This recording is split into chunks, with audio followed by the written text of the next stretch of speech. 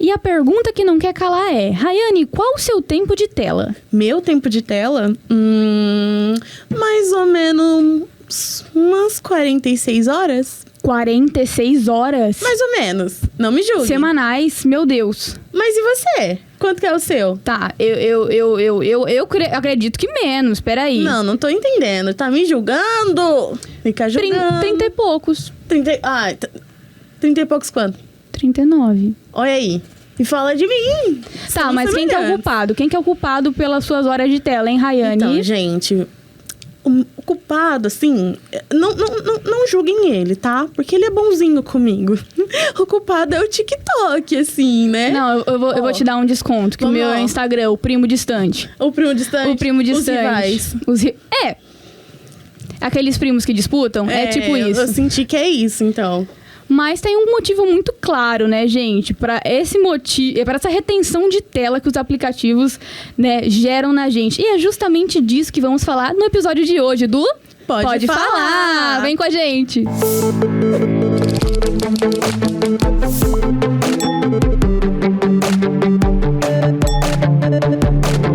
Fala, pessoal, eu sou a Larissa, do 5º termo de Publicidade e Propaganda, e estou aqui com a... Eu sou a Rá, do 7º termo de Publicidade e Propaganda, aqui do Salê.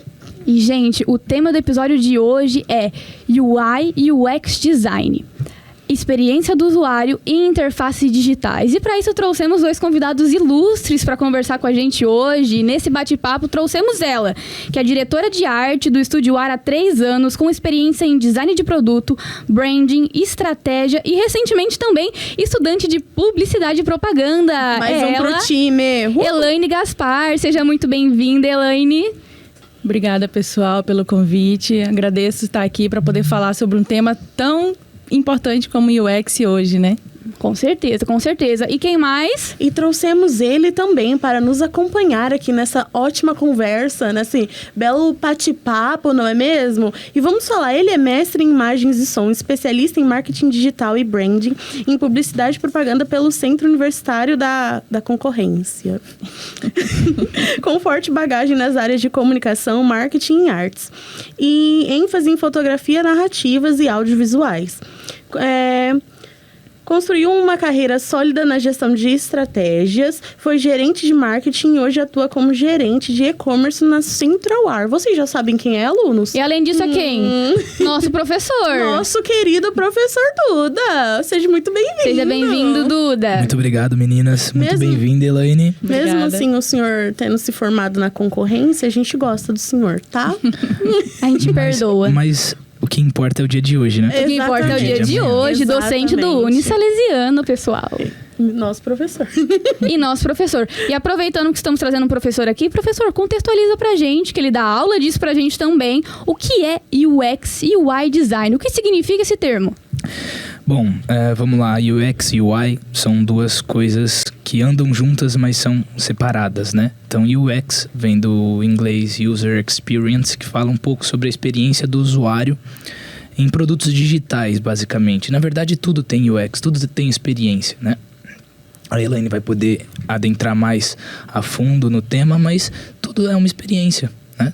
Não é somente aquilo que você constrói, da maneira como você constrói para quê, com qual utilidade, como que lá na outra ponta o usuário, né, quem vai usufruir do que você construiu, vai experienciar tudo aquilo. E isso se materializa na interface, que aí vem do UI, que é o contato do que você desenvolveu com a face exterior, que é a User Interface, que é a UI, né? É a interface do usuário. Então, é a maneira como as coisas aparecem visualmente, vamos dizer assim, que facilita ou não, claro que o objetivo é sempre facilitar a jornada do usuário. Então, a maneira como vocês não conseguem sair, por exemplo, do Instagram, do TikTok, scrollando, a maneira como aquilo foi programado para você ter uma experiência imersiva e infinita, faz um pouquinho parte também de UX e UI. Com certeza, e a Helena vai poder falar pra gente com propriedade, porque ela atua na área já há 3 anos e pode contar um pouquinho pra gente da bagagem que ela adquiriu durante esses anos. Conta pra gente, Elaine. Bom, eu queria começar falando sobre UX, que é um termo que eu gosto muito. UX, na verdade, esse termo surgiu lá na década de 90 com Don Norman, que era um designer da Apple. E antigamente eles chamavam de design de usabilidade ou design de interface, e ele achava esse termo extremamente limitado. Então ele pensava assim, eu não desenho apenas interfaces, eu desenho experiências. Então daí que veio o termo. Então, como o Duda falou, a gente está desenhando experiências, né? E o UI é só aquilo, o visual, né? Ele vem depois de toda a pesquisa, de toda a estratégia que a gente faz no UX. Então, uma coisa que eu gosto muito de frisar é que dentro do UX, na verdade, a gente trabalha mais a psicologia, né? A neurociência, comportamento ali humano, a própria interação máquina-humano, que hoje é muito, muito forte, né? Vem ali desde os anos 2000. Com certeza. E aí, como é que atuar com essa área no dia a dia? Quais são as principais atividades que um UX, UI designer exerce?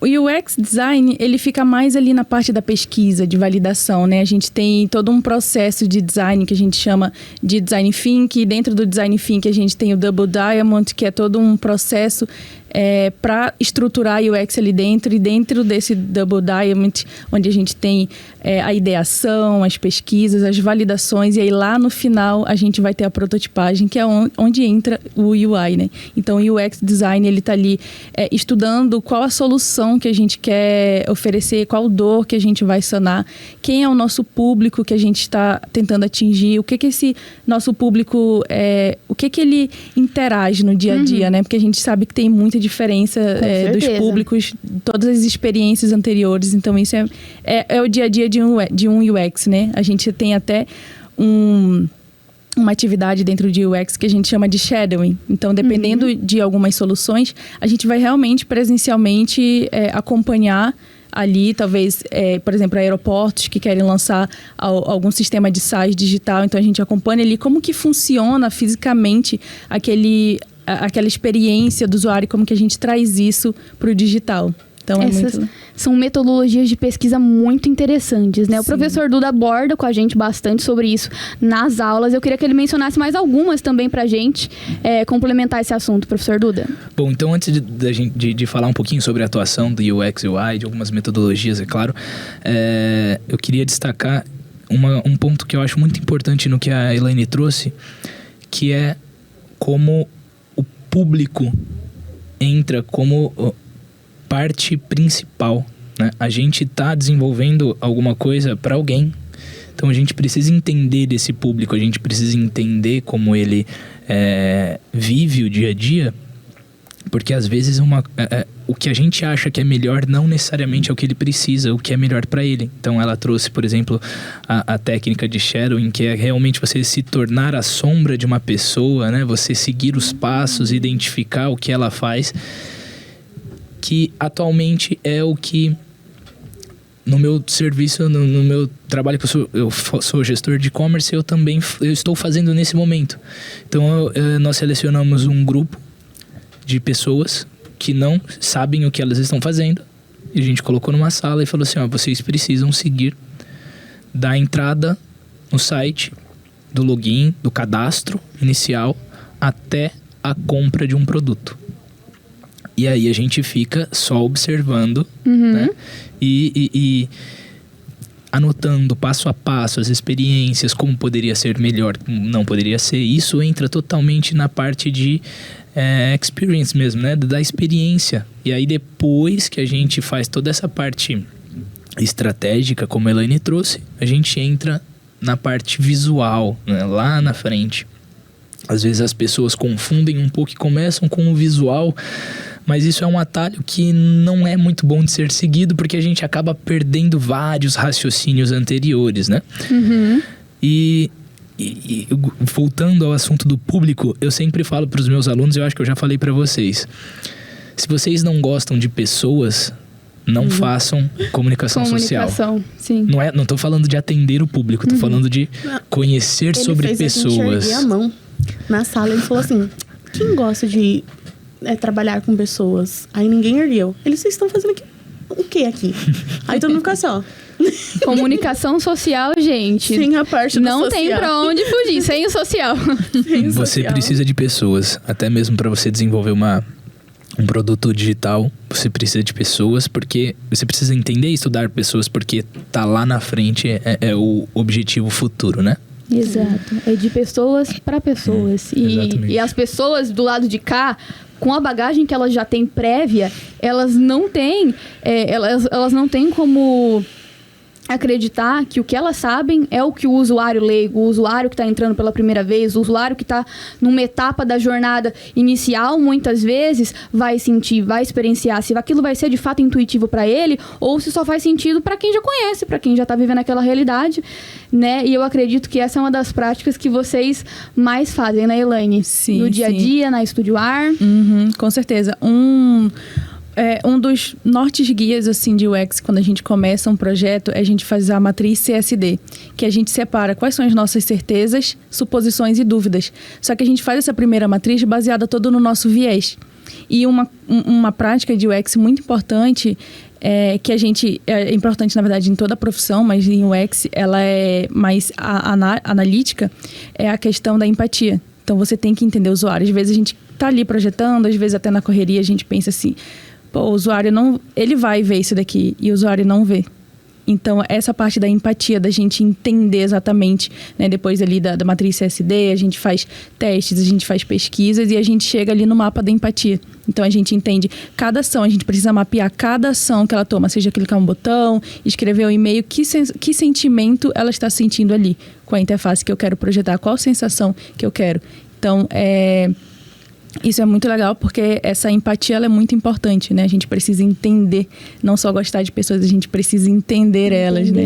É muito ligado com psicologia isso que vocês estão falando. Sim. Quando o senhor falou sobre colocar alguém numa sala... O senhor sou eu? Palhaçada, hein? Palhaçada. Não pode falar nada também. Como você disse, quando colocou alguém numa sala e estudou o comportamento dela, em psicologia eles fazem isso. Não me julguem mal pela analogia, mas eles fazem isso com um ratinho, que estudam o comportamento deles. Então, como ver como dois cursos estão muito ligados? Porque você tem que entender como que é o comportamento da pessoa para entender como que ela vai se ela vai gostar ou não do que ela vai usar. Então, isso é muito ligado os dois cursos. Sim, e totalmente. Eu acho que comunicação... Acho não, eu tenho certeza que comunicação e psicologia são totalmente ligados. Porque eu falo bastante disso também. Nós nos comunicamos com aquilo que nós absorvemos, com o nosso repertório. E a gente se comunica para alguém que também tem um repertório. E do meu repertório pro seu repertório existem diversos processos psicológicos intervenientes que podem mudar viés de entendimentos, né? Então, assim, é muito importante que a gente entenda sobre comportamento. Quando a gente fala de comportamento, a psicologia está 100% inserida, né? Tanto que a gente tem grandes linhas da psicologia, como a TCC e a análise as abordagens. As abordagens isso. Que estudam efetivamente o comportamento, porque isso diz muito sobre o estado psicológico também da pessoa, né? Então, eu acho que é 100% ligado. E isso converge também no neuromarketing, né? Que é uma coisa que a gente aborda bastante também no dia a dia de trabalho, de como comunicadores, dentro da área da maneira mais macro possível. Mas... além de profissionais, nós somos também usuários, né? Como bem eu e a Rai, grandes usuários do TikTok e Instagram. E eu queria perguntar para vocês, enquanto usuários e enquanto profissionais, o que mudou na forma sua, Elaine, de pensar?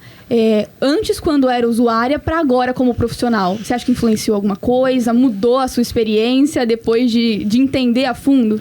Muda tudo, né? Depois que a gente entende sobre a experiência, eu olho qualquer interface, qualquer interação que eu faço, que não é apenas uma tela ali, né? É todo o resultado do comportamento humano através de uma interface. Então, eu sempre gosto de me fazer essas perguntas e às vezes eu até me critico por cair em coisas que eu sei que foi feito para eu cair ali. E Olha, eu caio eu caio nessas. bastante também, sabe? Não vou negar. Sim, eu também caio bastante e é engraçado porque por mais que você seja profissional, que você entenda, que você estude tudo isso, é quase impossível você não cair. É uma coisa assim que tá ali no seu dia a dia, né? Não tem como não cair em todos esses gatilhos. Exato. Foi pensado para ser involuntário. Foi pensado, E aí exato. a gente cai na estratégia, a gente dá um passinho para trás e fala... Eu queria ter pensado nisso. Meus amigos falam, você é uma péssima publicitária, porque você cai no que você que arma ali pra fazer. Eu falei, claro, e eu amo. Caí na minha própria arapuca. Exato. Eu queria, inclusive, falar sobre uma ferramenta que o iFood lançou, assim, não faz muitos anos, que é o de você comprar exatamente o que você já tinha comprado, fazer o mesmo pedido. E, assim, quando a gente olha como usuário, é um botão ali, uma funcionalidade, mas para eles são milhões a mais. Então, eu sou o tipo de pessoa que eu compro a mesma coisa sempre. Eu sempre compro o mesmo hambúrguer na mesma hamburgueria, do mesmo jeito. Eu acho então, mais prático. Aquilo, assim, facilitou, né? A gente tem que reduzir caminhos do usuário para a ação final. Então, aquilo dali Exato. é sensacional. Fazê-lo pensar cada vez menos e se adequar à rotina deles também. Exato. Tudo que vem da programação para ajudar o usuário a se programar também, gente, é sempre Sim, muito válido. Sim. E aí, falando de iFood, soube que você teve uma experiência com iFood. Conte pra nós mais sobre. Eu tive uma breve experiência quando eu entrei no Estúdio A. Na verdade, eu passei no processo seletivo para fazer estágio no iFood na área de UX. E aí, eu meio que na época tive que escolher se eu ficava no estúdio ou se eu ia pro iFood. E aí, eu sei que essas grandes, né, big techs assim, do mercado, eu sei que é muita correria, muita coisa. E na época, eu acho que a gente, como profissional, a gente nunca tá seguro, né? E aí, era home office, mas eles já falavam que tinha uma possibilidade de ir para São Paulo. E na época não era o meu objetivo. Então, eu decidi ficar aqui em Araçatuba e cair de vez assim no mundo da publicidade, que foi o que me identifiquei mais. Mas foi muito legal, assim, a própria experiência deles, no site deles, quando você faz todo o cadastro, todas as entrevistas, e eles fazem ali todo um negócio em grupo. Um processo seletivo, né? De dinâmicas em grupo, eu imagino. Sim, muito interessante. Que bom, que bom. E assim, a gente já falou muito sobre, mas eu queria que vocês, qualquer um dos dois, entrasse mais o porquê o X e o Y não podem andar separados. Porque assim, a gente sabe que os dois são importantes e sabem que os dois não funcionam separados. E assim, para explicar melhor pro público o porquê. Porque que, tipo assim, definitivamente não dá pra trabalhar um sem o outro. Não existe interface do usuário sem a experiência do usuário. Não existe experiência do usuário sem uma interface também de front.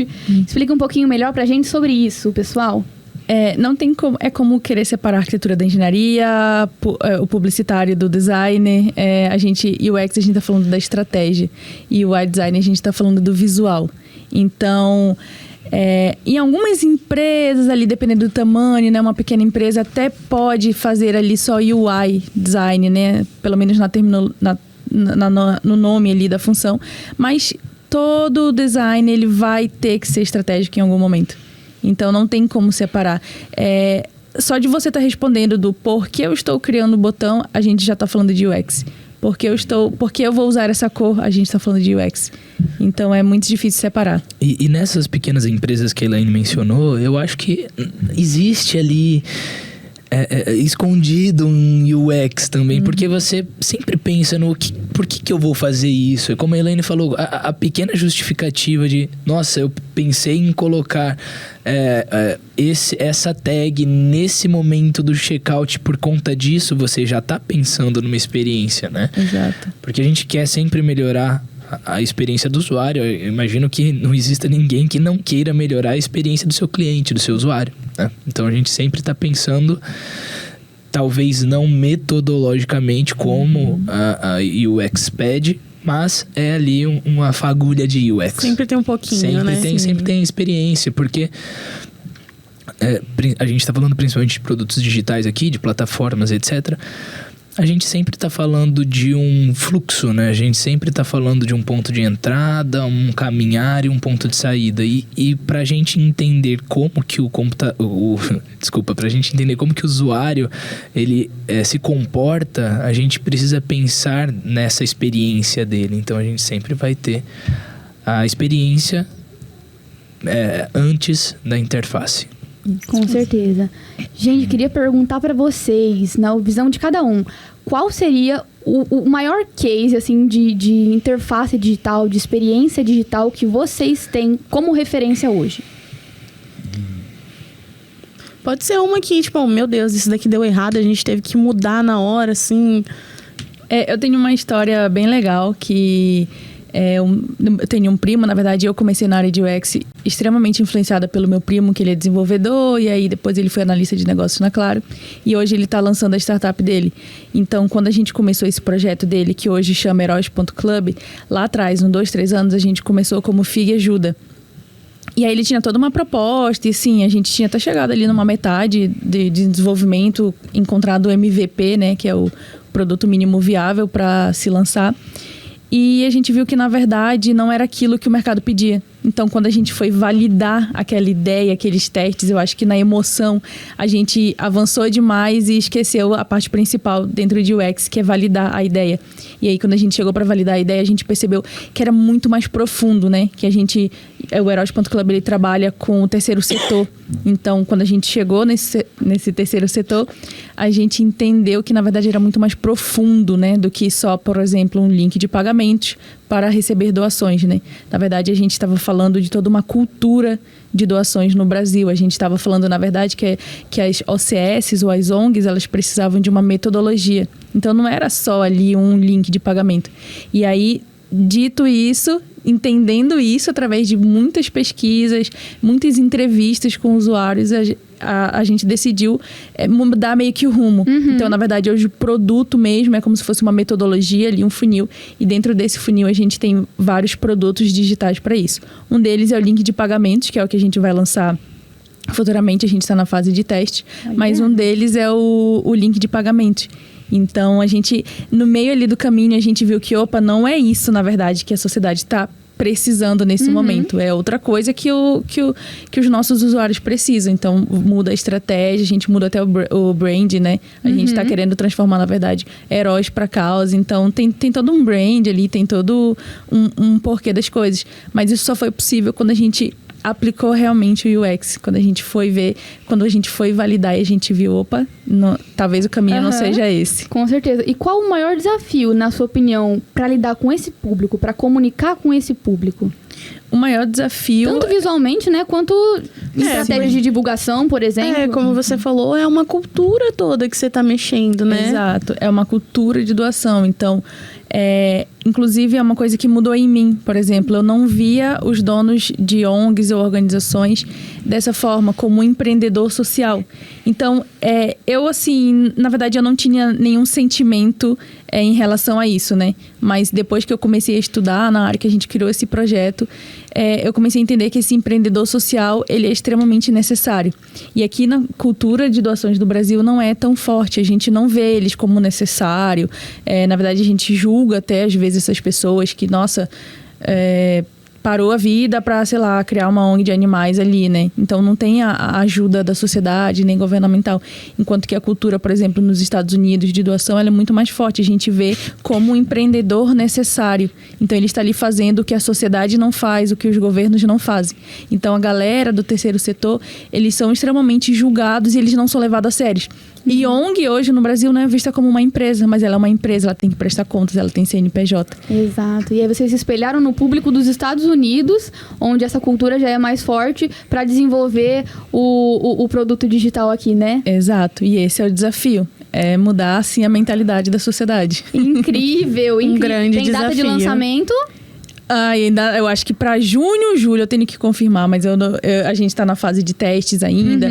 Como é um link de pagamentos, né? Então a gente está falando ali de uma fintech. Sim. A gente tem que trabalhar a parte da segurança, que é o que a gente está com 2 desenvolvedores agora e a gente está trabalhando nisso. Mas logo estaremos. Estaremos atentos quando sair no mercado esse produto. Estou ansiosa para ver, viu? Duda?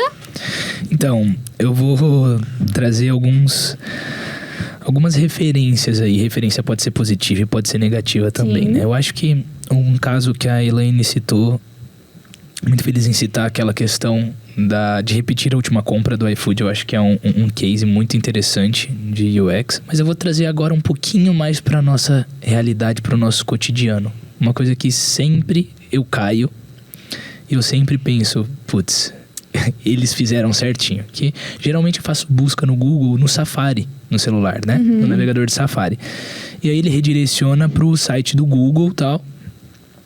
E às vezes quando eu busco alguma outra coisa, eu não me lembro exatamente o gatilho, mas aparece um pop-up perguntando se eu gostaria de ir para o Google Chrome dentro do meu, né, o Chrome dentro do meu aplicativo do Chrome dentro do meu celular ou continuar no Safari. E as cores, elas estão invertidas no que seria o apelo, né? Então eu tenho um botão sem cor para continuar no Safari, um botão azul que é o que impõe a atividade para ir pro Chrome. Eu não queria ir pro Chrome, eu queria só continuar a minha pesquisa ali. E aí eu sempre clico e sou redirecionado. Eu tenho que fechar, voltar. É aquele meme. Por que você fez isso? Eu perdi a memória. Exatamente. E no meu dia a dia... bom, vou trazer antes o caso que para mim é referência de negativa e tá tudo bem. Mas apesar de tudo funciona, que é a plataforma da Amazon. Eu acho que ela é muito... talvez ela seja excelente eu acho que ela é muito ruim em UX. E a interface dela é ruim. Ela pode funcionar, ela pode ser boa, ela pode entregar, etc. Mas eu acho que a experiência quando você vai fazer uma compra na Amazon, ela é muito ruim, cara. Desde você buscar o produto, selecionar o produto, achar as informações dentro da página, ela é muito confusa. Até você ir pro checkout, lá no checkout já vem pré-selecionado um endereço de entrega, um cartão, etc, para você mudar. Nossa, quantas vezes eu já não comprei e mandei pro meu irmão, por exemplo. Já fiz isso várias vezes, porque a gente usa a mesma conta. Então eu acho que a Amazon é um caso que ela funciona no mercado, mas eu tenho vários problemas de experiência e de usabilidade ali, né? E agora, trazendo pro meu dia a dia, eu tô exatamente nesse momento desenhando todo um processo de mudança do site da CentralWare. Então a gente tá partindo da experiência do usuário, como eu falei para vocês, a gente tá fazendo esses testes e tudo mais. Então é um caso que para mim, profissionalmente falando, é um dos mais extensos assim de UX, UI, sim, porque já é um e-commerce que já fatura, já está posicionado, etc. já. Então, mexer qualquer coisinha ali é você perder venda, né? É um risco muito grande. Sim. Então, a gente está redesenhando todo o site, partindo, sim, da experiência do usuário. Então, o que eu quero que o usuário faça? Entre aqui, de que maneira a gente vai entrar? Vai entrar sem senha, por meio de link, por 2FA... a gente vai extinguir a senha, vai deixar também a opção de senha. Mas e aí? E o usuário que não entende, etc. Como que a gente consegue melhorar, por exemplo, numa compra de ar-condicionado, a seleção da capacidade, né, daquele ar-condicionado? Porque é uma das coisas que mudam completamente o jogo. Então, existe uma coisa que chama calculadora de BTU. Como que a gente consegue melhorar ou trazer a experiência do usuário para intensificar essa calculadora? Então, é um processo que, assim, exatamente nesse momento, e a gente vai demorar ainda, porque... São muitas perguntas. São muitas perguntas. Muitos testes, né? A gente tá construindo esse trabalho. Maravilha. O processo é longo, mas ele é recompensador. Eu desejo muito sucesso para vocês, pessoal, nos seus projetos. Quero ver a versão concluída deles. Vou estar de olho. E pessoal de casa também, por favor. E o nosso papo tá muito bom, mas se encaminha pro fim. Então eu queria agora que os dois pudessem mandar um recado. Um de cada vez, olhando pro pessoal de casa. O que vocês diriam para quem se apaixonou por essa área de UX, UI Design, querem trabalhar com isso? Que dica vocês dariam para esse estudante? Olha, a dica que eu daria é continuar estudando sempre.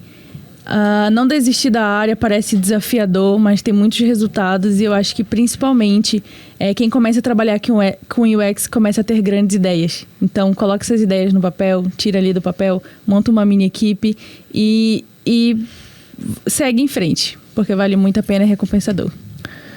Então vou falar olhando pro pessoal. Bom, você que quer seguir a área de UX, de UI e diversas outras áreas dentro do design e da comunicação, não esqueça que você trabalha com pessoas, estude comportamento, estude pessoas, estude como o ser humano atua e como ele se comporta. Isso vai te dar vários atalhos no sentido de, nossa, eu vou criar tal coisa só porque é bonita, só porque eu acho que é legal. Mas e aí?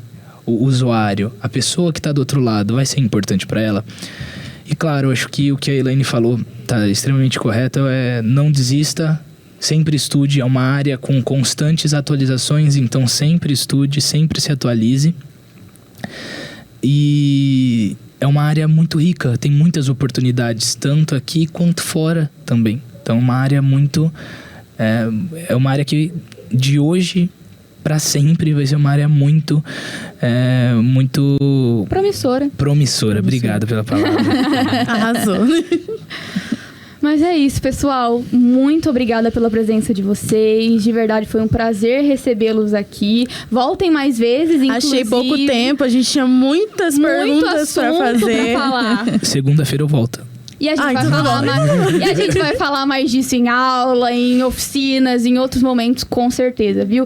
Muito obrigado. Pessoal de casa, qual o tempo de tela de vocês? Quero que todo mundo deixe aí nos comentários. Quero ver quem passa a Rayane. O quê?